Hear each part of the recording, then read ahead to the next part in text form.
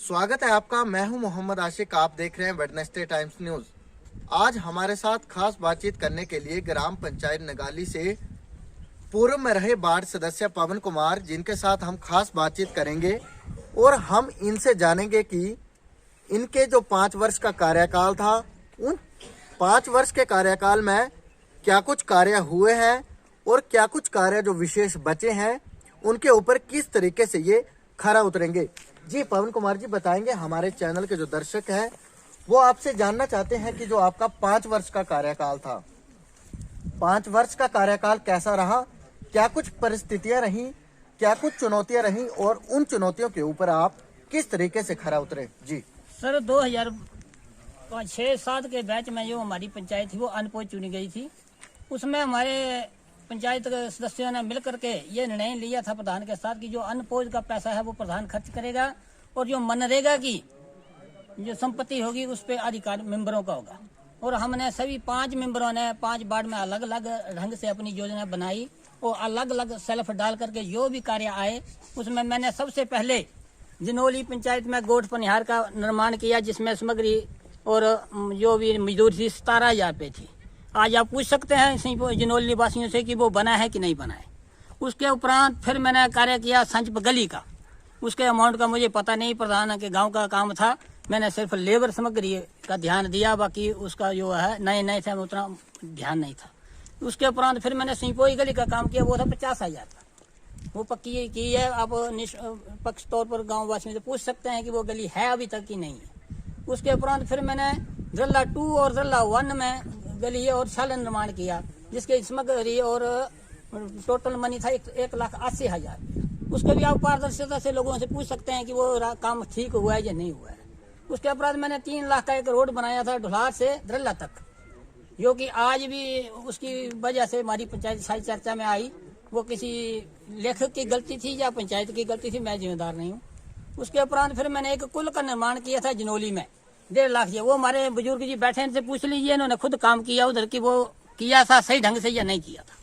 उसके उपरांत फिर गांव संजप में 3 लाख का एक शल वर्क किया है, जहाँ पर कम से कम मैं अगर NHPC की पैमाइश कराऊं तो एक डंगे की जो है मनी राशि 10-10 लाख रुपए बनती है। वो आप जनता से पारदर्शिता से पूछ सकते हैं कि वो हुआ है कि नहीं हुआ है।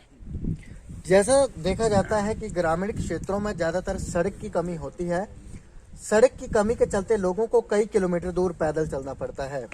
खासकर आपातकालीन स्थिति में लोगों को काफी ज्यादा दिक्कतें आती हैं, क्योंकि गांव में अगर कोई व्यक्ति बीमार हो जाता है तो उसे पीठ पर उठाकर सड़क तक पहुंचाना पड़ता है। बेहतर सड़क की सुविधाओं को लेकर आपके कार्यकाल में क्या कुछ कदम उठाए गए। सर जी, सड़कों के बारे में तो मैं नया मेंबर बना था, इतनी मुझे जानकारी नहीं थी। लेकिन जब भी हम सेल्फ डालते थे सड़क में तो यही अड़चन आगे आ जाती थी कि NOC नहीं मिलती। मेरा एक सड़क का जो मैंने आपको सड़क बताई उसका काम रोक दिया गया था, किसी कारणवश राजनीतिक दबाव था या कोई था। तो मैंने अपने नुमाइंदों से कहा कि सर आप चलिए, मेरा काम रोक दिया गया है, गार्ड साहब संदर ले गए हैं।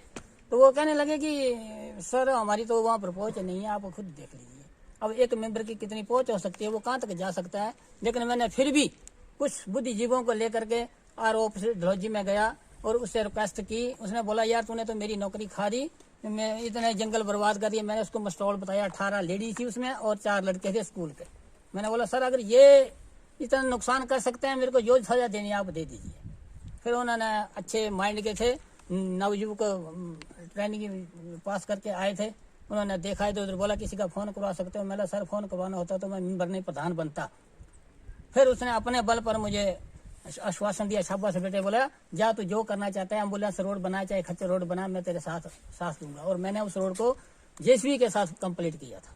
जी पवन कुमार जी, आपने जो ये काम बताए हैं, जो आपने काम गिनाए हैं कि आपके कार्यकाल में ये काम हुए हैं, क्या लगता है इन कामों को देखकर जनता एक बार फिर से आपको सहयोग करेगी या नहीं। सर वो तो जनता के ऊपर निर्भर करता है, क्योंकि हमारी जनता इतनी जागरूक नहीं है। जनता अगर जागरूक हो तो गलत आदमी चुने नहीं, और गलत आदमी चुनेगी तो फिर पछताएगी, जिस तरह पिछले 10 सालों से पछता रही है।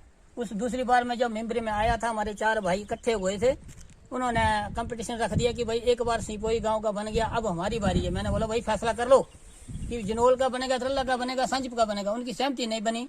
मैंने खुद RO साहब को बोला सर पर्ची डालिए, जो निकलेगा वो फाइनल।